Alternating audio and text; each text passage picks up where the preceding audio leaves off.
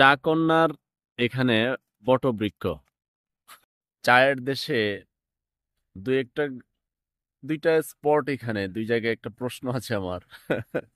কেউ ভাইবেন না যে পেজ ধরেন কে, ব্যাপারটা একটু আপনাদেরকে দেখ। এখানে এই চমৎকার, আপনারা যদি দেখেন ওয়েলকাম,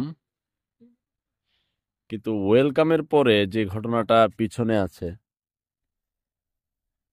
এই সাইনবোর্ডটা কেন দিছে পিছনে ওয়েলকামের পরে? এটার জন্য তো মানুষ ছবি ওঠাইতে কষ্ট হয়। এটা কি চাকরির বিজ্ঞাপনের জন্য দিছে নাকি? আচ্ছা, আপনারা চায়ের কর্নার এখানে তো ছবি তুলেন, তাই না? এবার আপনার একটা জিনিস দেখাই। ওই দেখেন, চায়ের কর্নার এখানে বট গাছ। হ্যাঁ, বট গাছ উঠছে তো উঠছে, এখন কিন্তু মোটামুটি ফাটল দিয়ে দিছে, দিছে না? তো এইগুলা কর্তৃপক্ষ একটু দেখতে হবে, চায়ের দেশকে। আর এখানে ভোর সকালে আইসা যারা স্বাগতম জানায়, তো একটু পরিপাটি করে রাখবে না? দেন তো, নোংরা লেভেল, মানে মানুষই করে।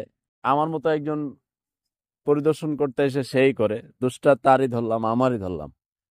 তো কর্তৃপক্ষ কোথায়? মানে একটা জায়গায় মানুষ আসতেছে পরিবার নিয়ে, বাচ্চা কাচ্চা নিয়ে, একটু পরিষ্কার, মানে চারদিকে যে ভিউটা আপনি দেখেন, ওইদিকে সবুজ চমৎকার, কিন্তু যেই জায়গাটায় মানুষ আসবে, ওই স্বাগতমের জায়গাটা আরো একটু পরিষ্কার থাকা দরকার না?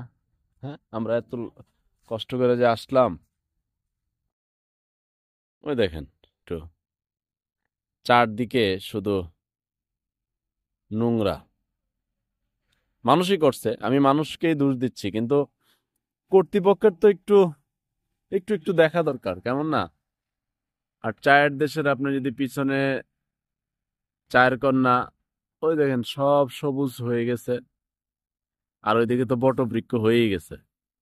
তো এই জিনিসগুলো আশা করি দেখার জন্য বলবো কর্তৃপক্ষ কত চমৎকার। কিন্তু এই দৃশ্যের পাশাপাশি ওই জায়গায় সবুজ, কিন্তু যেখানে মানুষ আইসা থামবে, থামার পরে যে পরিবেশ দেখা যাবে, কত মানুষ আসতেছে, আর একটা তো ভাঙ্গে পড়ে রয়েছে। এ আরাফাত, এটা তো ভাঙ্গে ফেলাই দিছে। চা কন্যার সংস্কার কাজের জন্য ওটা কি ফালাই দিছে না ভাঙ্গে নাকি? যাই হোক, কর্তৃপক্ষ আশা করি একটু চমৎকার ভাবে, এদিকে পরিবেশ চমৎকার, স্বাগতমে আমরা আরো ভিতরে যাব, গিয়ে দেখবো কি অবস্থা। তো যেই জায়গায় দুইটা ত্রুটি আমার সাধারণ চোখে ধরা পড়েছে। আল্লাহ হাফেজ।